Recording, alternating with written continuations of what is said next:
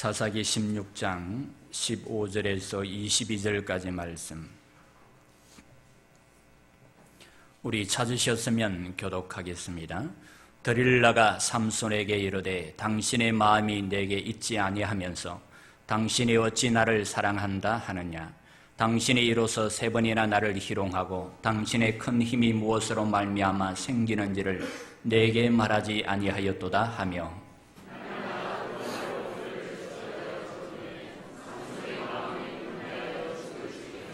삼손이 진심을 드러내어 그에게 이르되 내 머리 위에는 삭도를 대지 아니하였나니 이는 내가 모태에서부터 하나님의 나시린이 되었음이라.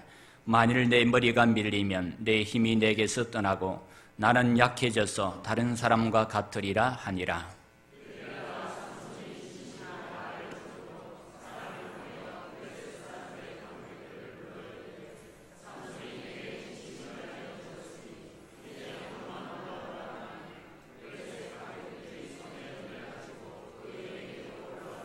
드릴라가 삼손에게 자기 무릎을 베고 자게 하고 사람을 불러 그의 머리털 7가닥을 밀고 괴롭게 하여 본즉 그의 힘이 없어졌더라.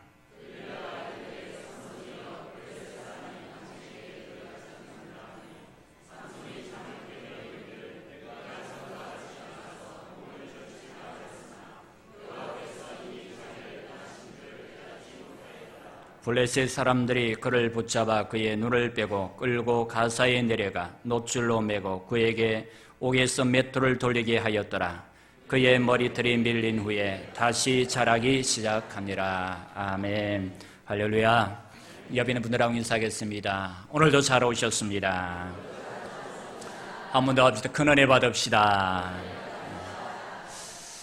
요즘 들어서 저에게 한 가지 큰 고민거리가 생겼습니다. 그것은 바로 머리가 빠지고 있다라는 것입니다. 아침에 머리를 감을 때마다 머리가 수북히 빠지는 그 모습을 바라보면서 이제 곧 머지않아 혹시나 대머리가 되면 어떻게 하나라는 그런 염려가 생길 때가 많이 있습니다. 얼마 전까지만 해도 머리숱이 많아서 이발소에 가면 머리숱을 쳐줬어요. 그런데 어느 순간부터 이발사가 늘 저한테 그렇게 얘기합니다. 머리를 깎으신 분이 목사님 왜 그리 머리숱이 빠졌습니까? 라고 그렇게 얘기를 해요. 그 말을 들을 때마다 억장이 무너집니다. 아침마다 머리를 감을 때 그 머리가 빠지는 모습을 바라보면서 오늘 아침에도 역시 마찬가지입니다. 이 손에도 머리가 빠져있고 이 손에도 머리가 빠져있고 앞에부터 빠지면 그래도 보기는 좋지만은 중앙부터 빠져가지고 소갈머리 없는 사람이 될까봐 심히 걱정스럽습니다.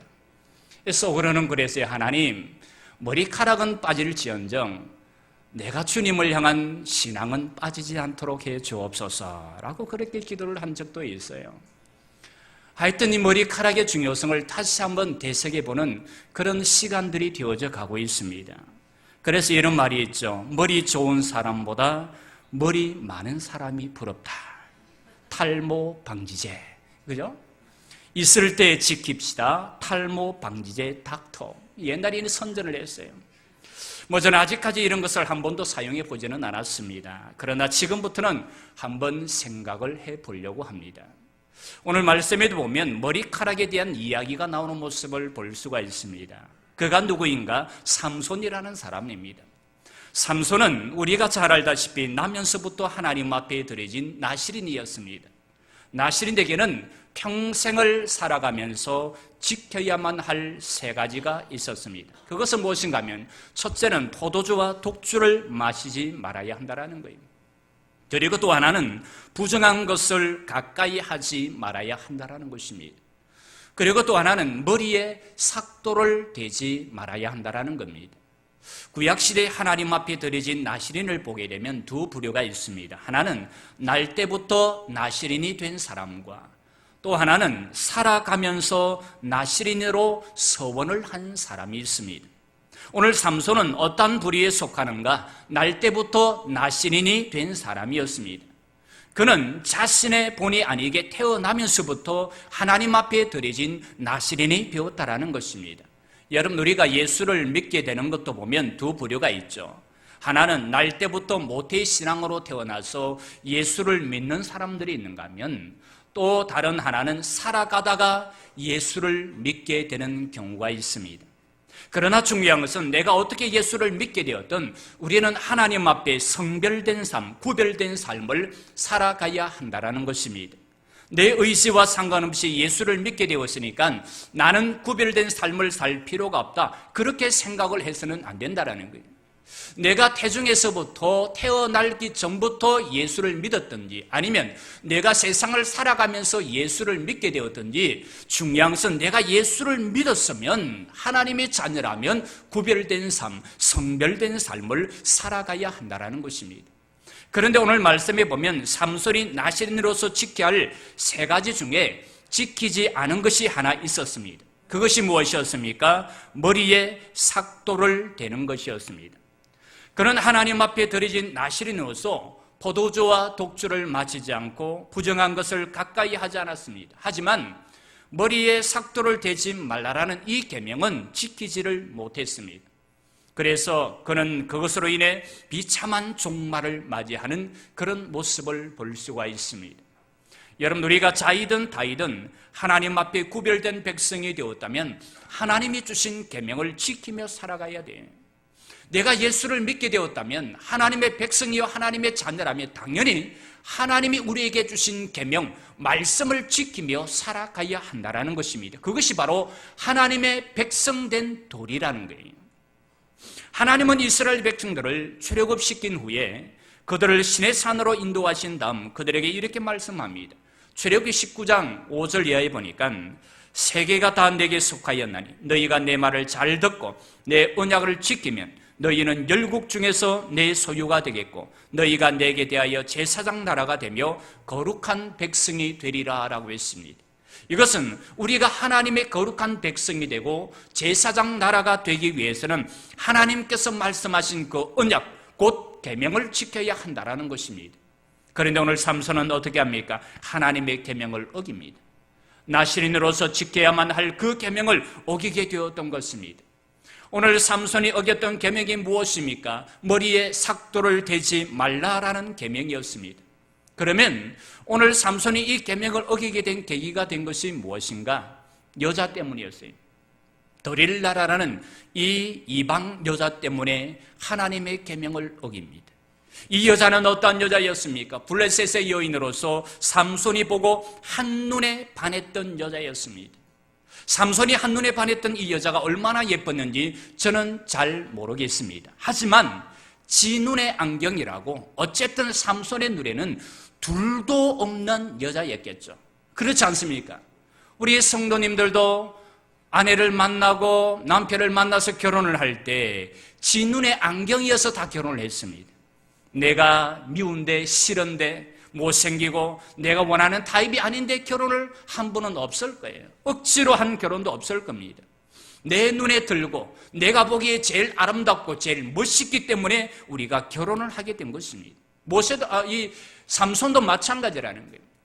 하지만 그 둘도 없다고 생각한 그 여자 때문에 삼손은 자신의 인생을 망치게 되었다라는 것입니다. 여러분, 세상에서 남자의 인생을 망치게 만드는 것 3가지가 있다고 합니다. 물론 이것이 잘만 사용을 하면 남자에게 큰 덕도 될 수가 있습니다. 반면에 잘못 사용하면 이것은 큰 해가 된다는 거예요. 인생을 망치게 된다는 겁니다. 첫째가 돈입니다. 재물, 물욕이라는 거예요. 돈 때문에 인생을 망치는 남자들이 얼마나 많이 있습니까? 또 하나는 권력, 명예욕입니다. 권력과 명예욕에 빠지면 남자는 인생을 망칠 수가 있습니다. 또 하나는 여자입니다. 성욕, 여기에 빠지게 되면 남자는 인생을 망칠 수가 있다는 것입니다. 이 3가지는 남자들로 하여금 불신앙의 길로 인도하는 제공자들입니다. 미국의 유명한 신학자였던 노만 빈센터 박사는 인간이 실패하고 불행해지는 원인에 대해서 이렇게 말하고 있습니다. 첫째는 목표가 없이 헛송 세월을 보내는 것이고, 둘째는 목표는 세웠지만 그 목표가 잘못되었기 때문이고, 세 번째는 이 세상을 쉽게 살려고 지름길만 찾아다니기 때문이고, 네 번째는 끈기가 없기 때문이고, 마지막으로 5번째는 하나님의 뜻을 생각하지 않고 불신앙의 삶을 살기 때문에 불행해진다라고 그렇게 말을 했습니다. 믿는 총각, 믿는 처녀들이 장가가고 시집가서 불신앙의 삶을 사는 이유가 무엇인가? 하나님의 뜻을 생각하지 않고 안 믿는 처녀, 안 믿는 총각과 결혼을 하기 때문입니다. 지 눈의 안경이라고 처음에는 좋지만은, 그래서 결혼을 하지만은 1년 1년 살다가 보면 맞지 않는 거예요.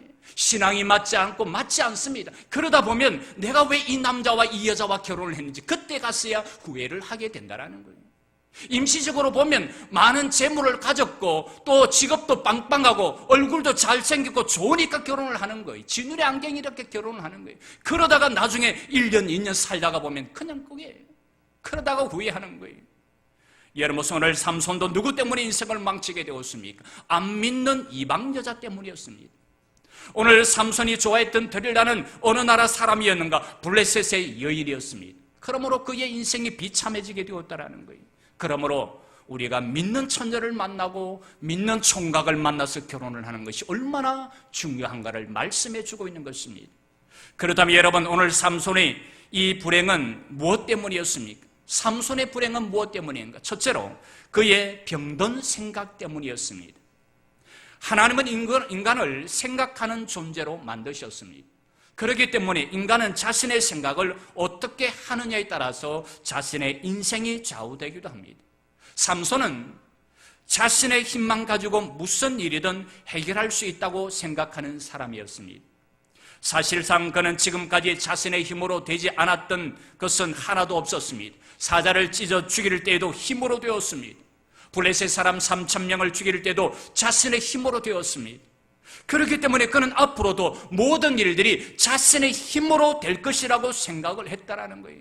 그러나 이것은 삼손의 생각이 병들었기 때문이라는 겁니다. 오늘날에도 보면 자신의 힘으로 모든 것을 다 할 수 있다라고 생각하는 사람들이 있습니다. 그러나 이것은 잘못된 생각이라는 거예요.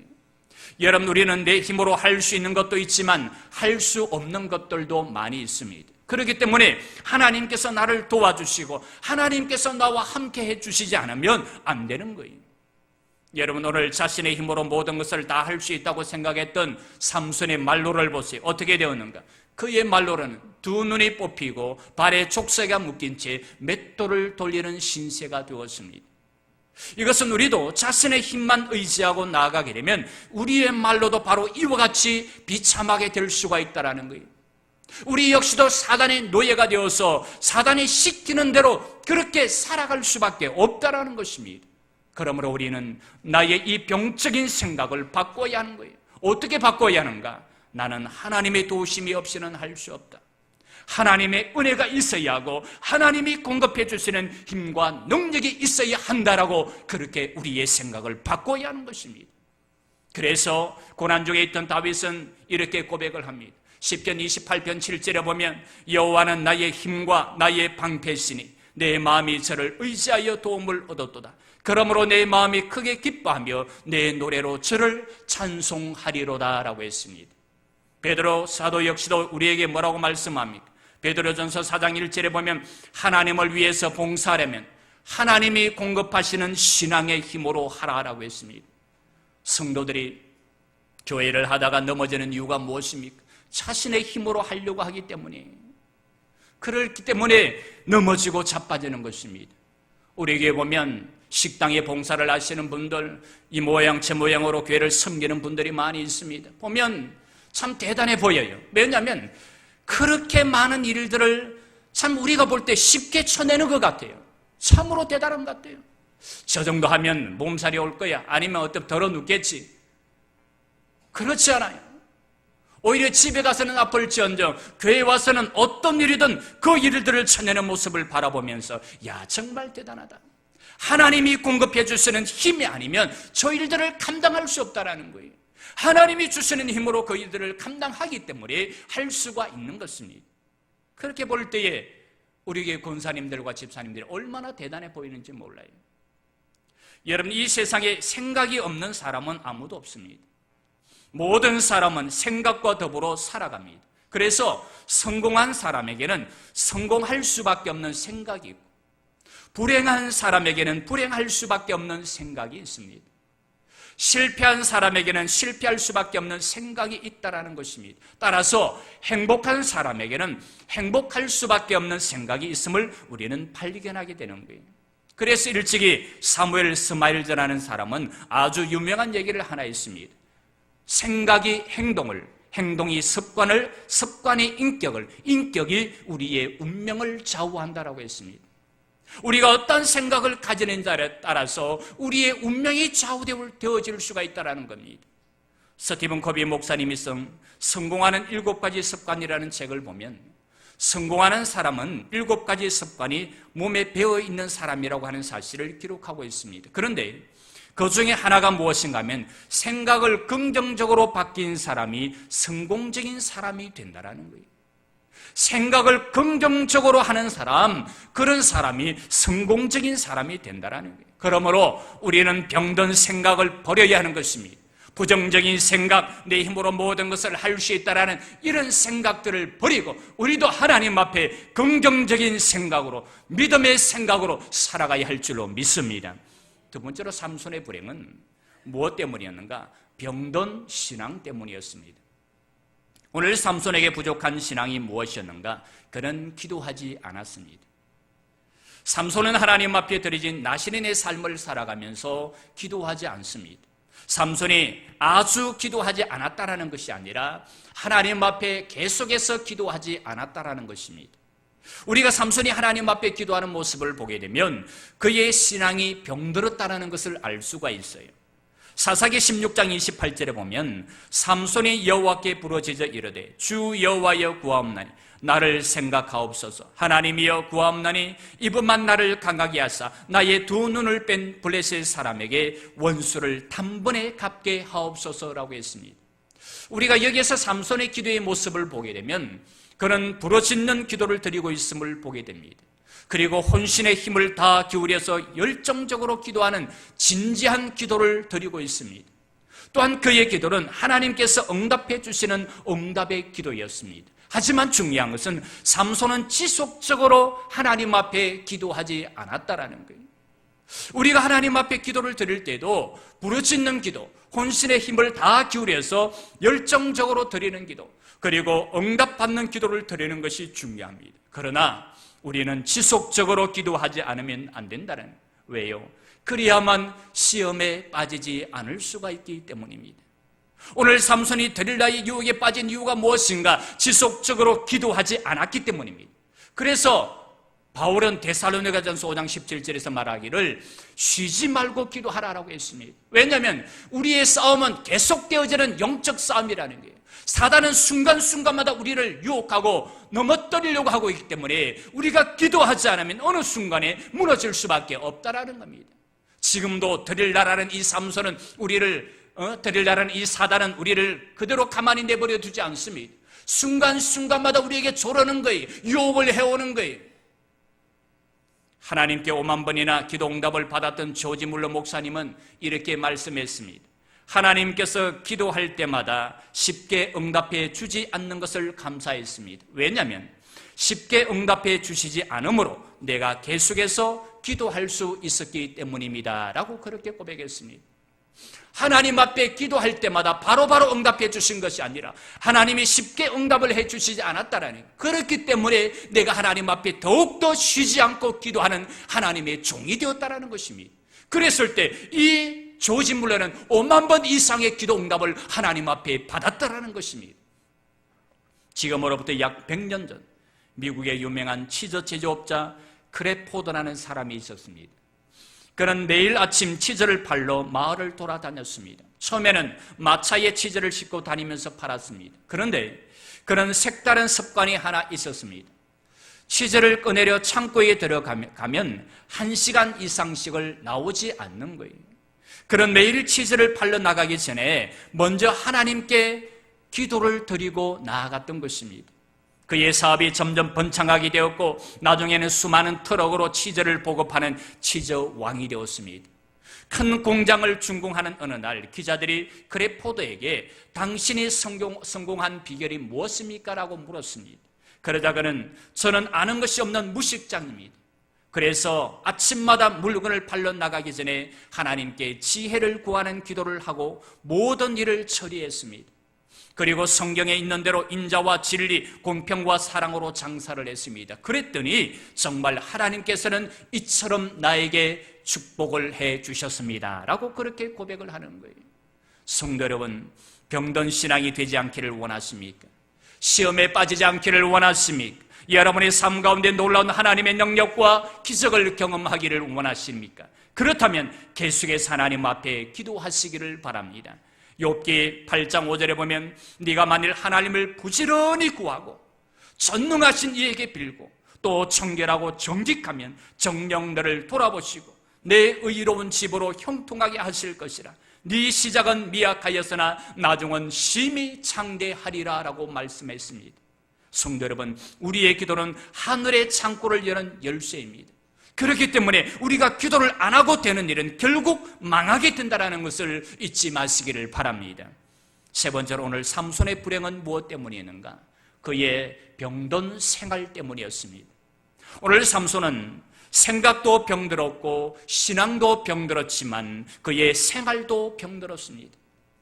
여러분, 삼손의 생활은 어떤 생활이었습니까? 성적으로 문란한 생활이었습니다. 그는 오늘 말씀에 나오는 데릴라 외에도 기생을 좋아해서 기생과 동침을 했었습니다. 그리고 또 한때는 딥나로 갔다가 블레셋의 딸 중 한 여자를 보고 반해서 그와 결혼을 하기도 했습니다. 그러므로 삼손은 성적으로 문란했던 자신의 그 생활로 인해 결국에는 망하고 말았던 것입니다. 여러분, 사람은 누구나 다 자신의 약점이 있어요. 어떤 사람은 돈에 약한 사람이 있습니다. 물질의 약점을 가지고 있는 사람이 있어요. 그래서 돈만 보면 취하려고 하는 사람이 있습니다. 또 하나는 권력에 약한 사람이 있습니다. 권력만 보면 사족을 못 쓰는 거예요. 권력에 취약한 사람이 있고, 또 어떤 사람은 여자에 약한 사람이 있습니다. 남자에 약한 사람이 있죠. 성적인 부분에 약한 사람이 있어요. 또 어떤 사람은 건강에 대한 약점을 가지고 있는 사람이 있습니다.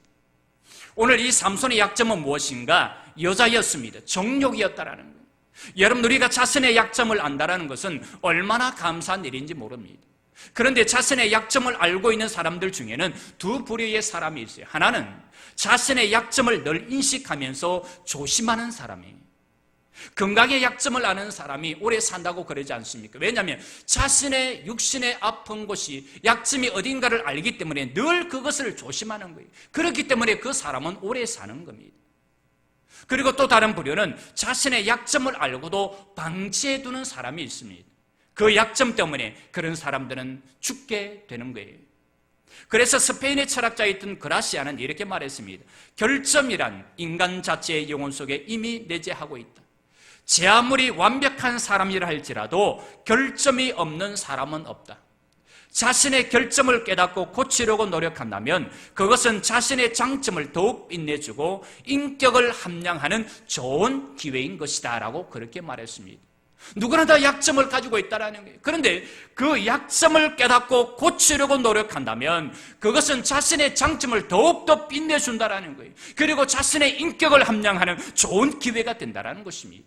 오늘 삼손은 어떤 부류였는가? 자신의 약점을 알고도 그것을 방치해 둔 사람이었다는 겁니다. 플라톤의 제자 중에 프로칠로스라는 사람이 있었습니다. 이 사람은 돈이 아주 많은 사람이었어요. 그런데 그가 어느 날 지중해 바다에서 배를 저으며 놀고 있었는데 갑자기 폭풍이 밀려오면서 배가 전복되어 죽을 뻔하다가 구사일생으로 살아났습니다. 집으로 돌아온 그는 하인들에게 이렇게 말합니다. 내 방문의 모든 창문을 다 막아라. 지중해 바다를 바라보면 또 나가고 싶을 거야. 은빛 찬란한 지중해 바다가 또 나를 유혹할 때니 아예 내가 그 지중해 바다를 보지 못하도록 완전히 막아버리라. 그렇게 말을 했다고 합니다. 이것은 무엇을 말합니까? 오늘 이 플라톤의 제자인 프로칠로스는 자신의 약점을 너무나 잘 알고 있었다는 것입니다. 그렇기 때문에 그는 자신의 약점을 알고 피하는, 아니 미리 막아버리는 그러한 모습을 볼 수가 있습니다. 이것이 바로 자신이 사는 방법이에요. 우리가 하나님을 믿고 하나님의 자녀로 살아가면서 내 신앙의 약점이 무엇인가를 아셔야 된다는 거예요. 내 신앙의 약점을 알고 그것을 내가 미리부터 조심하거나 미리부터 막질 않으면 나도 삼손과 같이 이와 같은 결과가 초래될 수가 있다는 겁니다. 그러나 오늘 삼손은 그렇지가 않았습니다.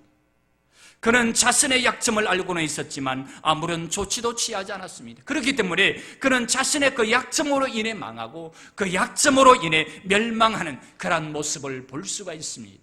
그러면 오늘 우리는 자신의 약점을 알았을 때 미리 그 약점을 막아야 하는 거예요. 오늘 보면 15절에 보면 말합니다. 데릴라가 삼손에게 이르되 당신의 마음이 내게 있지 아니하면서 당신이 어찌 나를 사랑한다 하느냐. 당신이 이로써 3번이나 나를 희롱하고 당신의 큰 힘이 무엇으로 말미암아 생기는지를 내게 말하지 아니하였도다.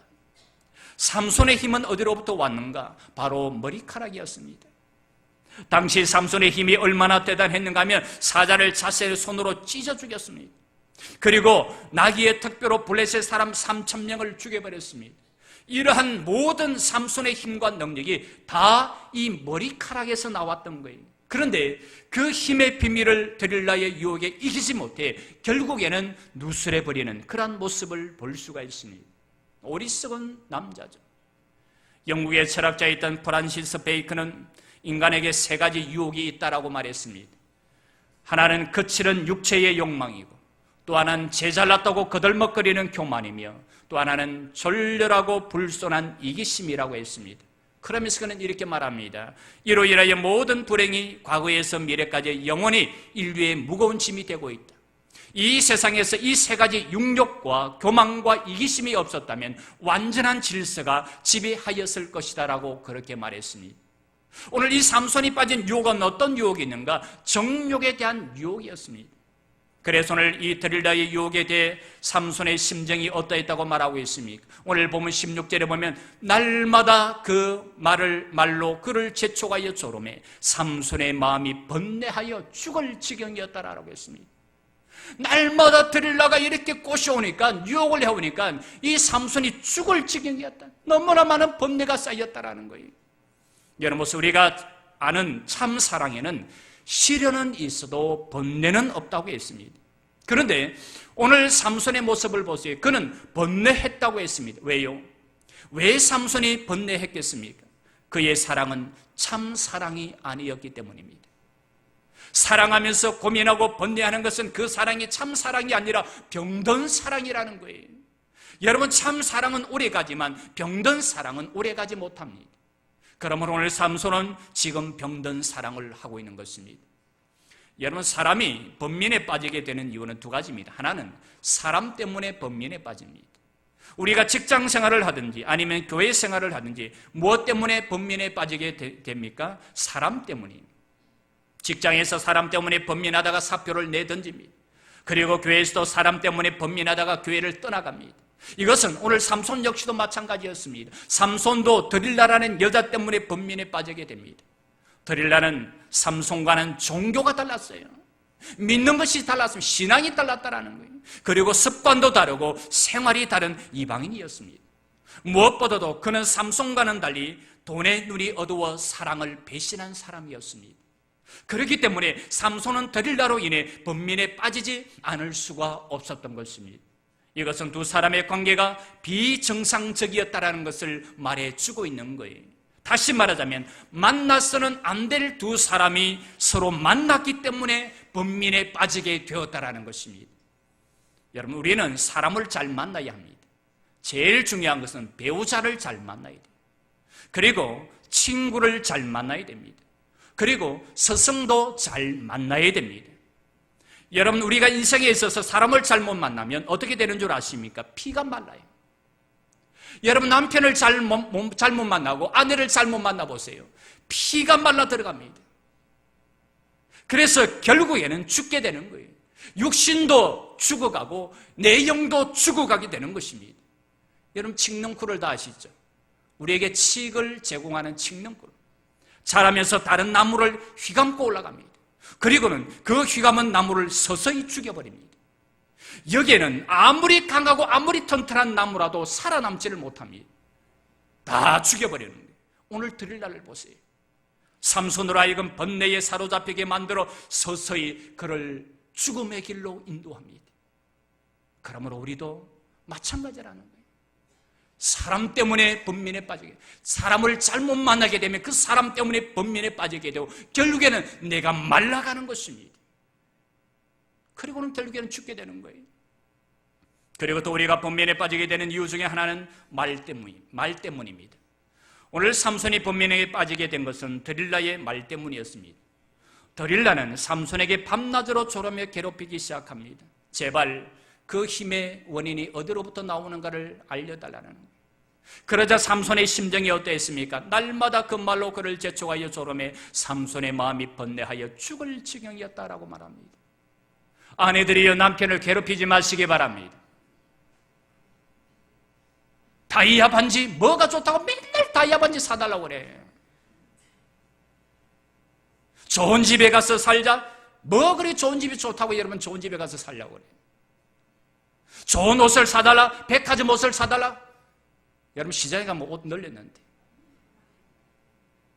제가 입어보니까 백화점 옷이나 시장 옷은 별반 다른 거 없는 것 같아요. 제가 이번에 큰 마음을 먹고 르카프라는 신발을 하나 샀습니다. 그금을 79,000원짜리를 20% DC해가지고 샀는데 야, 신어보니까 뭐 9,900원짜리 운동하고 똑같대요. 내가 보시면 그걸 신고 배구를 했더만은 이번에 2등을 했습니다. 모르게 9,900원짜리 신고 배구를 했는데 한 번에 졌어요. 그런지 모르겠지만 그러나 별로 감이 이렇게 뭐 다르다 그런 거 별로 못 느끼겠어요. 9,900원짜리 운동하나 아니면 뭐 5만 얼마짜리 운동하나 거기서 그인 것 같아요. 여러분 우리는 말을 조심해야 합니다. 우리는 말을 통해 대인관계를 만들어 나가는 거예요. 그렇기 때문에 우리가 좋은 대인관계를 만들어가기 위해서는 상대방에게 부담스러운 말이나 상처를 주는 말 그리고 부정적인 말을 해서는 안 되는 거예요. 우리는 늘 긍정적이며 상대방을 위로하는 말, 격려하는 말 그리고 소망적인 말을 해야 합니다. 여러분 사람의 말의 힘이라는 것은 얼마나 대단한지 모릅니다. 영국의 총칼에 눌려 시리와 절망에 처한 인도인들에게 용기를 준 것은 무엇이었는가? 간디의 말 한마디였습니다. 어느 날 간디가 많은 사람들과 함께 거리를 걷고 있었습니다. 그런데 한 할머니가 길에 엎드려 슬피 울고 있는 거예요. 그러자 간디는 그 할머니를 향해 자신의 주머니에서 수건을 꺼내 할머니의 눈물을 닦아주며 이렇게 말합니다. 모든 사람의 눈물을 닦아주고 싶습니다. 그러나 나에게는 손이 모자라는군요. 라고. 그런데 간디의 이 말 한마디가 인도인들에게 얼마나 엄청난 감동을 주었는지 모릅니다. 가난과 질병에 고통당하는 인도인들에게 한 줄기 희망의 빛을 던져 주었던 것입니다. 그래서 인도인들은 간디의 이 사랑의 말 한마디에 힘을 얻어 독립을 외쳤던 것입니다. 여러분 보세요. 이 말 한마디의 위력이 얼마나 대단합니까? 우리가 던지는 그 위로와 격려의 말 한마디가 다른 사람에게 있어서는 명약이 될 수가 있다는 거예요. 하지만 반대로 우리의 부정적인 그 저주의 말 한마디는 다른 사람들에게 독약이 될 수도 있다는 것입니다. 그래서 문학가인 톨스토이는 이런 말을 했습니다. 시간은 과거로 흘러가지만 한 번 한 말은 영원히 남는다. 시간은 계속해서 흘러가지만 그래서 잊혀질 수가 있지만 우리가 다른 사람에게 말한 그 상처의 말은 영원히 남는다라는 거예요. 소련의 장수학자인 구라닌 교수는 자신의 논문에서 단명하는 사람들의 공통점에 대해서 이렇게 말하고 있습니다. 단명하는 사람들의 공통점은 여러 사람이 모인 곳에서 대화를 습관하거나 남을 헐뜯기 좋아하는 사람이다라고 했습니다. 남을 헐뜯는 사람들, 이런 사람들을 단명한다라는 거예요. 빨리 죽는다라는 겁니다. 여러분 오늘 삼손은 만나서는 안 될 사람을 만나고 들어서는 안 될 소리를 들음으로 고민하며 번민하게 되었습니다. 마찬가지로 오늘 우리도 만나서는 안 될 사람을 만나고 들어서는 안 될 소리를 듣게 되면 고민하며 번민하게 되는 것입니다. 오늘 삼손을 보세요. 얼마나 고민하며 번민합니까? 그러다가 결국에는 꺾어지는 모습을 보게 됩니다. 드릴라의 이 말에 결국에는 고민하고 번민하다가 꺾어지는 이 삼손의 모습. 그래서 그는 누설해서는 안 될 그 비밀을 누설해 버리고 맙니다. 17절에 보세요. 삼손이 진심을 드러내어 그에게 이르되 내 머리 위에는 삭도를 대지 아니하였나니 이는 내가 모태에서부터 하나님의 나시린이 되었습니다. 만일 내 머리가 밀리면 내 힘이 내게서 떠나고 나는 약해져서 다른 사람과 같으리라 하니라. 19절에 보면 데릴라가 삼손에게 자기 무릎을 베고 자게 하고 사람을 불러 그의 머리털 7가닥을 밀고 괴롭게 하여 본 적 그의 힘이 없어졌더라라고 했습니다. 오늘 머리털을 밀린 삼손은 어떻게 되었습니까? 블레셋 사람들에게 눈이 뽑히고 족쇄에 묶인 채 맷돌을 돌리는 신세가 되었습니다. 비참한 그의 말로를 볼 수가 있는 거예요. 그러나 중요한 것은 22절에 보면 그의 머리털이 밀린 후에 다시 자라기 시작하였더라라고 말씀하고 있습니다. 이것은 무엇을 말합니까? 그의 눈알이 뽑히고 족쇄에 묶인 채 맷돌을 돌린 신세가 되었을 때 다시 신앙을 회복하기 시작했다라는 것입니다. 삼손의 머리털이 다시 자랐다라는 것은 우리의 머리처럼 우리의 머리카락을 자르면 다시 자란다라는 그런 뜻이 아닙니다. 여기에서 삼손의 머리털이 다시 자랐다라는 것은 그의 신앙이 다시 회복되어지고 있다라는 것을 말해주고 있는 것입니다. 그렇다면 오늘 우리에게도 밀려온 머리카락이 있다면 무엇인가 하는 것입니다. 여러분이 신앙생활을 하면서 밀려온 머리카락이 무엇인가? 잘려나간 머리카락이 무엇인가? 사단은 지금도 우리의 힘있고 능력 있는 머리카락을 자르려고 우리를 유혹해오고 있습니다. 많은 성도들이 이 사단의 유혹에 의해서 한두 개의 머리카락은 잘려나갈 수도 있습니다. 그렇다면 사단이 우리에게 자르려고 하는 머리카락은 어떤 머리카락인가? 첫째로 주일 성수에 대한 머리카락입니다. 우리로 하여금 하나님 앞에 주일 성수를 하지 못하게끔 주일날마다 바쁜 일을 만나게 하는 거예요. 바쁜 일을 생기게 하는 거예요. 그래서 주일 성수를 못하게끔 우리의 주일 성수에 대한 머리카락을 잘라버리려고 한다는 겁니다. 한 번 빠지면 그 다음에는 그래요. 내가 이 다음에는 가야 되는데. 그런데 2번 빠져보세요.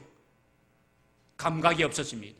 3번, 4번 빠지면 뭐 빠져도 상관없네? 그렇게 느껴지는 거예요. 주일 성수에 대한 머리카락을 잘라버리려고 합니다. 또 2번째는 기도 생활의 머리카락입니다. 우리를 하여금 분주하고 삶을 바쁘게 만들어서 하나님 앞에 기도하지 못하도록 기도의 머리카락을 잘라버리는 거예요. 삼손이 왜 넘어졌는가? 하나님 앞에 기도하는 기도의 머리카락이 잘려졌기 때문이에요. 3번째로 성경 공부의 머리카락입니다. 내가 지금 배워서 못하겠노? 그런 생각을 우리에게 주입을 시키는 거예요. 그래서 우리를 하여금 넘어지게 만드는 것입니다. 4번째는 회개와 감사 생활의 머리카락입니다. 사단은 지금도 우리를 하여금 하나님 앞에 회개하지 못하게 하고 감사 생활을 못하도록 우리의 머리카락을, 우리의 신앙의 머리카락을 자르려고 한다는 거예요. 5번째는 11조 생활의 머리카락입니다. 하나님 앞에 드려야 할 11조, 그것을 드리지 못하도록 우리를 유혹한다는 것입니다. 6번째는 봉사의 머리카락입니다. 하나님을 섬기지 못하도록, 하나님의 교회를 섬기지 못하도록, 봉사하지 못하도록 우리로 하여금 머리카락을 잘라버리는 거예요. 요즘 젊은 사람들은요, 하나님의 교회를 위해서 봉사를 하려고 하잖아요. 철저하게 개인주의입니다. 가정 중심으로 신앙생활을 하고 있습니다. 뭐예요? 지금 봉사의 머리카락이 잘려져 나가고 있는 거예요. 그것을 깨닫지 못하고 있다는 거예요. 마지막으로 7번째로는 전도 생활의 머리카락입니다. 전도하지 못하도록 우리가 전도 생활의 머리카락을 이 사단은 자르려고 한다는 것입니다. 그러므로 우리는 이 7가닥의 머리카락은 절대로 잘려서는 안 됩니다. 만약에 내가 잘려나간 부분이 있다면 다시 자라나야 되는 거예요. 회복되어야 한다는 것입니다. 여러분, 이 7가닥의 머리카락이 우리에게서 잘리게 되면 우리는 영적인 능력과 힘을 잃어버리게 됩니다. 그래서 결국에는 사단의 쇠사슬에 매여서 멸망으로 끌려가고 마는 것입니다. 그러면 오늘 우리는 우리의 이 힘이 되는 7가닥의 머리카락은 끝까지 지켜야 하는 것입니다. 중요한 것은 지금도 사단은 우리를 유혹하고 있다는 것입니다. 우리의 신앙의 머리카락을 자르기 위해 얼마나 유혹하고 있는지 모릅니다. 그러므로 오늘 우리 성도들은 자신의 이 신앙의 머리카락을 잘 지켜서 하나님 앞에 영원토록 능력 있는 삶을 살아가시게 되기를 주님의 이름으로 간절히 축원합니다. 말을 정리합니다. 성도 여러분, 오늘 데릴라라는 이 사단은 지금도 우리를 유혹해 오고 있습니다. 때로는 물질로, 때로는 명예로, 그리고 또한 때로는 여자인 성적인 유혹을 통해 오게 되는데, 이 유혹을 이길 수 있는 길은 내가 하나님의 자녀로서 말씀과 계명을 지키며 살아가는 것입니다. 그럴 때 우리는 이러한 유혹을 이기고 하나님 앞에 능력 있는 삶을 살아갈 수가 있는 것입니다. 오늘 우리 성도들은 하나님의 자녀로서 말씀과 계명을 잘 지킴으로 능력 있는 삶을 살아가시게 되기를 주님의 이름으로 간절히 축원합니다. 거룩하신 하나님, 지금도 우리에게는 사단의 유혹이 계속되어지고 있다고 했습니다. 이 사단의 유혹을 우리가 말씀과 계명을 잘 지킴으로 이기게 하시고 하나님 앞에 능력 있는 삶을 살아가는 성도들이 되게 하여 주옵소서. 예수님 이름으로 기도 올리옵나이다.